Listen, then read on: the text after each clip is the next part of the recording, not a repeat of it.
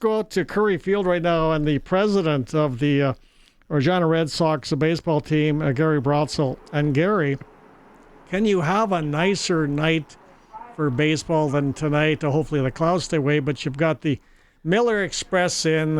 Are they their number one draw because they're from Moose Jaw?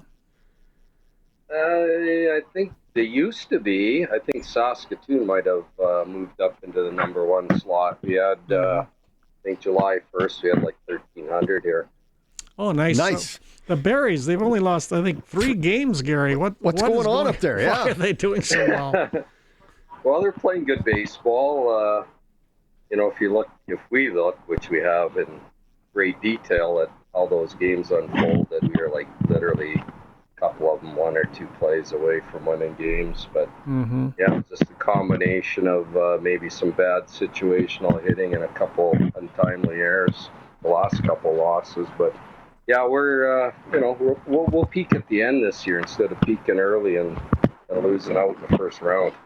Now, that sounds like a good idea. Hey, Sharky? It does. Brotz, you got, of the remaining games you got over the next month, only 6 are against the West Division, so you really get to challenge the teams in your division to move up in the standings.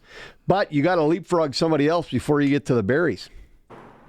Yeah, absolutely. I mean, we started off with 2 really nice games in Swift Current last night. 9-1, 6-1 in Game 2. Probably should have been back-to-back shutouts. So the pitching's starting to come.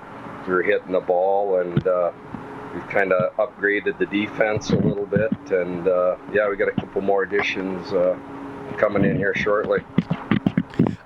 So tonight against Moose Jaw, what can we expect? What does Moose Jaw bring to the table that the Red Sox got to battle against? Yeah, we played them just 1 game this year, which is kind of odd. The schedule has we were overloaded against Swift Current. Now we're playing a ton of Saskatoon. Well, we're almost done with them. But now we got 7 games with Moose Jaw. So the first game in Ross Wells was just one of those quirky Roswell Park games. Like weird stuff always seems to happen over there. Doesn't it? Yeah.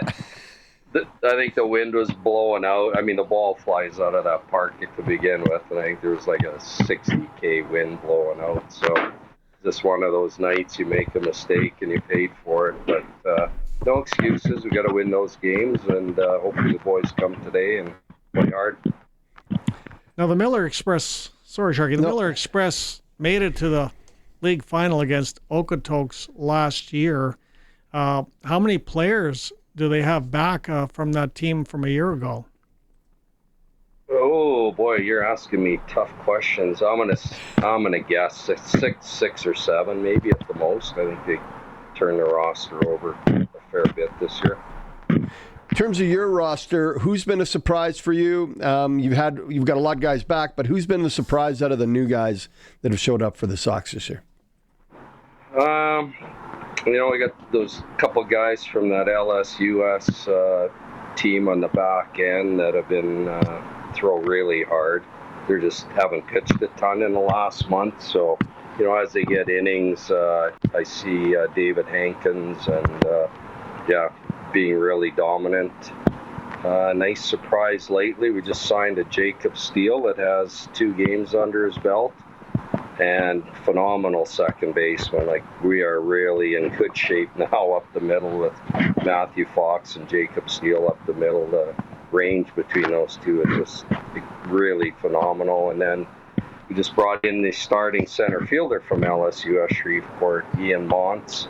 Big, strong athlete. Should probably be practicing with the Riders on his days off, because he looks like he could be the Will linebacker anyway. Big, strong kid. Again, hasn't played since they won end of May, so he's starting to see the ball, and we're expecting big things out of him down the stretch. Now, you make an interesting point about some of these players that you've got with the Red Sox who look like they could walk in with the Rough Riders, and I was watching the Blue Jays and the Yankees last night, and that's what it looks like with so many of these players now.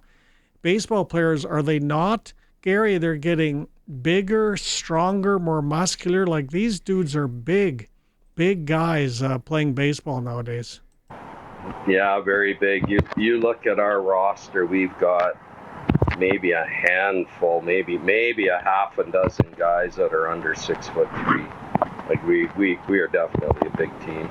Not that that's the end all and be all of baseball, but yeah, I had to buy some extra pants this year, some XLs. Yeah. Those are usually for you and your comrade. I was surprised you got to buy bigger ones for the players. You got 9 guys batting over 300. Like, that's got to be an anomaly to have those kind of stats out of your offense. Well, last year we actually led the league in offense. I think we had a team batting average of 320-ish, something like that. I believe we're third in the league right now in offense. Believe it, our starting pitching ERA is very good. It's around 3. Back end's good. We've been losing a lot of games in the 5th, 6th, and 7th innings. We're giving up a lot of runs there, but that's what we'll be addressing here in the next 2 weeks. Well, I know that Darryl Rummel of CTV is doing your PA announcing tonight. Gary, I hope he doesn't bungle that up too much. But it's certainly a beautiful night to the ballpark. Go to the ballpark, and we certainly encourage all baseball fans to head to Curry Field tonight. And thanks for joining us. We really appreciate it, Gary.